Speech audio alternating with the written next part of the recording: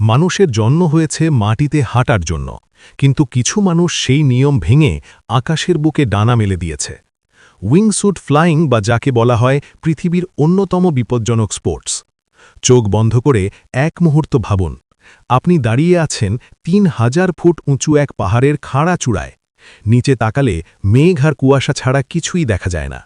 আপনার পিঠে কোনো প্যারাশুট নেই, কোনো বিমানের ইঞ্জিন নেই, আছে শুধু একটি নাইলনের তৈরি বিশেষ পোশাক। বাতাসের শোঁ শব্দ আপনার কানে বাজছে, আর হৃদস্পন্দন বেড়ে চলেছে রকেটের গতিতে।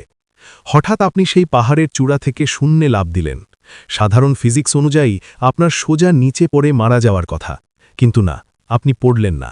আপনি পাখির মতো ডানা মেলে দিলেন, আর বাতাসের বুক চিড়ে ছুটে চলতে শুরু করলেন ঘণ্টায় ২৫০ কিলোমিটার গতিতে। মাটির দিকে নয়, বরং আপনি উঠছেন পাহাড়ের গা ঘেঁষে, গাছের ডালপালা ছুঁয়ে, আর পাথরের খাঁজগুলোর ভেতর দিয়ে। একে বলা হয় উইংস্যুট ফ্লাইং।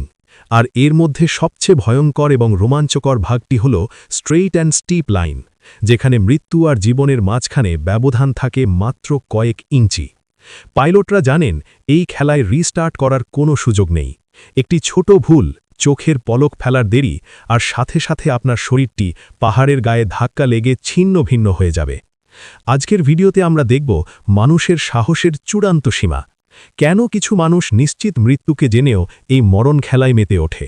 কিভাবে কোনো ইঞ্জিন ছাড়াই মানুষ সুপারম্যানের মতো আকাশে ওড়ে? চলুন প্রবেশ করা যাক অ্যাড্রেনালিন আর গতির সেই উন্মাদ জগতে। মানুষের ওড়ার স্বপ্ন বহু পুরনো। লিওনার্দো দা ভিঞ্চি থেকে শুরু করে রাইট ব্রাদার্স সবাই আকাশ জয় করতে চেয়েছেন, কিন্তু উইংস্যুট ফ্লাইং সেই স্বপ্নকে এক অন্য উচ্চতায় নিয়ে গেছে।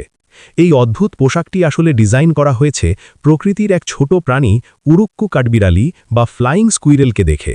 লক্ষ্য করলে দেখবেন এই পোশাকের দুই পায়ের মাঝখানে এবং হাতের নিচে বিশেষ শক্ত কাপড়ের পর্দা বা মেমব্রেন থাকে। যখন একজন পাইলট পাহাড় বা বিমান থেকে লাফ দেন, তখন বাতাসের চাপে এই পর্দাগুলো ফুলে ওঠে এবং একটি ডানার আকৃতি নেয়। এটি বিমান বা পাখির ডানার মতোই কাজ করে, যাকে বলা হয় এয়ারফয়েল। সাধারণত স্কাইডাইভিংয়ে মানুষ সোজা নিচের দিকে পড়ে, কিন্তু উইংস্যুট বাতাসকে কাজে লাগিয়ে শরীরকে ভাসিয়ে রাখে এবং সামনের দিকে এগিয়ে নিয়ে যায়। একে বলা হয় গ্লাইড রেশিও। আধুনিক উইংস্যুটগুলোর গ্লাইড রেশিও হল 3:1, অর্থাৎ পাইলট যদি 1 মিটার নিচে নামেন, তবে তিনি বাতাসের ওপর ভেসে 3 মিটার সামনে এগিয়ে যাবেন। এই বিজ্ঞানের কারণেই তারা শুধু নিচে পড়ে না, বরং মাইলের পর মাইল আকাশপথ পাড়ি দিতে পারে। তবে শুনতে যতটা সহজ মনে হচ্ছে, বাস্তবে এটি তার চেয়েও 1000 গুণ কঠিন। বাতাসের গতিবেগ, শরীরের পজিশন এবং কাঁধের সামান্য নড়াচড়া সবকিছু নিখুঁত হতে হয়। যদি শরীরের ব্যালেন্স একটু এদিক সেদিক হয়, তবে পাইলট বাতাসের নিয়ন্ত্রণ হারিয়ে ফেলবে এবং সোজা স্পিন করতে করতে মাটিতে আছড়ে পড়বে। উইংস্যুটের সবচেয়ে এক্সট্রিম লেভেল হল প্রক্সিমিটি ফ্লাইং বা স্ট্রেট লাইন। সাধারণ উইংস্যুট ফ্লাইং হয় খোলা আকাশে, যেখানে ভুলের মাসুল দেওয়ার মতো জায়গা থাকে, কিন্তু স্ট্রেট লাইনে পাইলটরা ওড়ে পাহাড়ের ঢাল বেয়ে, মাটি থেকে মাত্র 5 বা 10 ফুট উচ্চতায়। ভাবুন তো, আপনি একটি রেসিং কারে বসে আছেন যা 200 কিলোমিটার গতিতে চলছে, কিন্তু আপনার সামনে কোনো রাস্তা নেই। আছে শুধু এলোমেলো পাথর, গাছপালা আর পাহাড়ি খাঁজ। আপনাকে সেকেন্ডের ভগ্নাংশে সিদ্ধান্ত নিতে হবে কোন দিক দিয়ে যাবেন। একেই বলা হয় লাইন বেছে নেওয়া। পাইলটরা আগে থেকেই পাহাড়ের ম্যাপ মুখস্থ করে রাখেন। তারা ঠিক করেন কোন পাথরের পাশ দিয়ে তারা বাঁক নেবেন। সবচেয়ে ভয়ের ব্যাপার হল টার্গেট ফিক্সেশন। যখন কেউ এত দ্রুত গতিতে ওড়ে, তখন তার মস্তিষ্ক অনেক সময় হ্যাং করে ফেলে। পাইলট যদি ভয়ের কারণে কোনো পাথরের দিকে তাকিয়ে ফেলে, তবে শরীর অবচেতনভাবেই সেই পাথরের দিকেই উড়ে যায় এবং সংঘর্ষ অনিবার্য হয়ে পড়ে। এই খেলাটি যতটা শারীরিক, তার চেয়েও বেশি মানসিক। এখানে স্পিড বা গতিই হলো জীবন। গতি যত বেশি থাকবে, ডানায় বাতাস তত বেশি লাগবে এবং পাইলট তত ভালো নিয়ন্ত্রণ করতে পারবে। কিন্তু গতি কমালেই শরীর পাথরের মতো নিচে পড়তে শুরু করবে। তাই পাহাড়ের গা ঘেঁষে ওড়ার সময় তাদের গতি থাকে সর্বোচ্চ, যা দেখলে নিচে থাকা দর্শকদেরও রক্ত হিম হয়ে যায়। এই খেলার ইতিহাসে এমন অনেক মানুষ এসেছেন যারা মৃত্যুকে তুচ্ছ জ্ঞান করেছেন। তাদের মধ্যে অন্যতম ছিলেন ইতালিয়ান লেজেন্ড আলেকজান্ডার পোলি। তিনি এমন একটি কাজ করেছিলেন যা পৃথিবীর কেউ কখনো কল্পনাও করেনি। তিনি স্পেনের একটি পাহাড়ে প্রাকৃতিকভাবে তৈরি হওয়া একটি ছোট পাথরের গর্ত বা সুড়ঙ্গ খুঁজে পান, যাকে বলা হয় ব্যাটম্যান কেভ। সেই গর্তটি ছিল খুবই ছোট, একটি বাস যাওয়ার মতো জায়গা। পলি সিদ্ধান্ত নেন তিনি হেলিকপ্টার থেকে লাফ দেবেন এবং 250 কিলোমিটার গতিতে উড়ে এসে ওই ছোট গর্তের ভেতর দিয়ে বের হয়ে যাবেন। ভাবুন একবার, আকাশ থেকে লাফ দিয়ে পাহাড়ের গায়ে থাকা একটি ছোট ফুটো দিয়ে বের হওয়া। যদি তার ক্যালকুলেশন এক চুলও ভুল হতো তবে তিনি পাহাড়ের গায়ে চ্যাপ্টা হয়ে যেতেন, কিন্তু তিনি সেটা করে দেখিয়েছিলেন। সেই ভিডিওটি ইন্টারনেটে ভাইরাল হয়ে যায় এবং মানুষ বুঝতে পারে উইংস্যুট ফ্লাইং আসলে কী জিনিস। এছাড়াও ফ্রান্স এবং সুইজারল্যান্ডের অ্যালপস পর্বতে এমন অনেক লাইন আছে যেখানে পাইলটরা ঘাসের ওপর দিয়ে উড়ে যায়, এমনকি তারা চাইলে হাত দিয়ে গাছের ডাল বা ঘাস স্পর্শ করতে পারে। একে বলা হয় গ্রাস ট্রিমিং।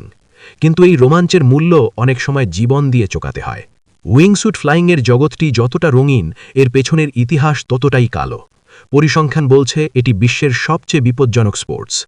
বেস জাম্পিং এবং উইংস্যুট ফ্লাইংয়ে মৃত্যুর হার অন্য যে কোনো খেলার চেয়ে বেশি। এমনকি আমরা যার কথা বললাম সেই কিংবদন্তি আলেকজান্ডার পোলিও 2016 সালে একটি উইংস্যুট দুর্ঘটনায় প্রাণ হারান। শুধু তিনি নন, ডিন পটার, ভ্যালেরি রোজাভের মতো বিশ্বসেরা পাইলটরাও পাহাড়ের কাছে হার মেনেছেন। সমস্যা হলো বাতাস। পাহাড়ে বাতাস যে কোনো সময় দিক পরিবর্তন করতে পারে। হঠাৎ এক ঝলক বাতাস যদি পাইলটকে নিচে ঠেলে দেয় তবে তার প্যারাশুট খোলার সময়টুকুও থাকে না। অনেক সময় পাইলটরা নিজের অজান্তেই ডেড এন্ড বা কানাগলিতে ঢুকে পড়ে, মানে উড়তে উড়তে এমন এক জায়গায় চলে যায় যেখান থেকে ওপরে ওঠার বা ডানে বায়ে যাওয়ার আর কোনো জায়গা নেই, সামনে শুধু বিশাল পাথরের দেওয়াল। সেই মুহূর্তের অনুভূতি কেমন হতে পারে তা কল্পনা করাও আমাদের পক্ষে অসম্ভব। তাই এই খেলায় নামার আগে একজন মানুষকে বছরের পর বছর প্রশিক্ষণ নিতে হয়। প্রথমে 200টি সাধারণ স্কাইডাইভিং, তারপর বেস জাম্পিং এবং সব শেষে উইংস্যুট। এটি কোনো শৌখিন মানুষের কাজ নয়, এটি হলো নিজেকে তিলে তিলে দক্ষ করে তোলার এক সাধনা। এখন প্রশ্ন হলো, এত ঝুঁকি, এত মৃত্যু এবং এত কষ্ট, তবুও কেন মানুষ এই খেলাটি খেলে? কেন তারা নিরাপদ জীবন ছেড়ে পাহাড়ের চূড়ায় ছুটে যায়? পাইলটদের মতে এর উত্তর হলো ফ্রিডম বা স্বাধীনতা। আকাশে যখন তারা ওড়ে তখন তাদের মাথায় পৃথিবীর কোনো চিন্তা থাকে না, না থাকে বিল পরিশোধের চিন্তা, না থাকে সম্পর্কের জটিলতা। তখন শুধু থাকে বর্তমান মুহূর্ত, বাতাস আর গতি। একে মনোবিজ্ঞানের ভাষায় বলা হয় ফ্লো স্টেট। এই কয়েক মিনিটের জন্য তারা অনুভব করে তারা আর মানুষ নেই, তারা প্রকৃতির অংশ হয়ে গেছে। পাখির মতো ওড়ার এই অনুভূতি এতটাই নেশাতুর যে এর জন্য তারা জীবন বাজি রাখতেও প্রস্তুত। তাদের কাছে দীর্ঘ সময় বেঁচে থাকার চেয়ে অল্প সময়ে তীব্রভাবে বেঁচে থাকাটাই বেশি গুরুত্বপূর্ণ। তারা বলে, আমরা মৃত্যুর ভয়ে ভীত নই, আমরা ভীত জীবনকে পুরোপুরি উপভোগ না করার ভয়ে। সব শেষে আসে ল্যান্ডিং। উইংস্যুট দিয়ে সরাসরি মাটিতে নামা এখনও সম্ভব হয়নি, যদিও গ্যারি কনারি নামের এক স্টান্টম্যান একবার হাজার হাজার কার্ডবোর্ডের বাক্সের ওপর প্যারাশুট ছাড়াই ল্যান্ড করেছিলেন। কিন্তু পাথুরে জমিতে নামার জন্য প্যারাশুট বা প্যারাগ্লাইডার বাধ্যতামূলক। পাহাড়ের গা ঘেঁষে ওড়ার পর পাইলট শরীরকে সোজা করে প্যারাশুট খুলে দেন এবং নিরাপদ জায়গায় ল্যান্ড করেন। ভবিষ্যতে হয়তো এমন প্রযুক্তি আসবে যখন মানুষ আয়রন ম্যানের মতো জেট প্যাক বা প্রপালশন সিস্টেম ব্যবহার করে মাটি থেকে উড়বে এবং আবার মাটিতেই নামবে। তখন হয়তো ওড়ার জন্য আর পাহাড়ের দরকার হবে না। মানুষের অদম্য সাহস আর প্রযুক্তির মিশেলে তৈরি এই উইংস্যুট আমাদের মনে করিয়ে দেয় অসম্ভব বলে আসলে কিছু নেই। তবে এই রোমাঞ্চের জন্য যে মূল্য দিতে হয় তা কি আসলেই যৌক্তিক? আপনার কি মনে হয়, 1 কোটি টাকা দিলেও কি আপনি ওই পাহাড় থেকে লাফ দেওয়ার সাহস করবেন, নাকি নিরাপদ মাটিতে থাকাই আপনার পছন্দ? কমেন্ট করে আমাদের অবশ্যই জানান। ভিডিওটি দেখে যদি আপনার গায়ের লোম দাঁড়িয়ে যায় তবে একটি লাইক দিন এবং বন্ধুদের সাথে শেয়ার করুন। পৃথিবীর এমন সব অদ্ভুত এবং এক্সট্রিম তথ্য জানতে আমাদের চ্যানেল তিরিং বিড়িং এখনই সাবস্ক্রাইব করুন। দেখা হবে পরের ভিডিওতে, ততক্ষণ পর্যন্ত নিরাপদে থাকুন।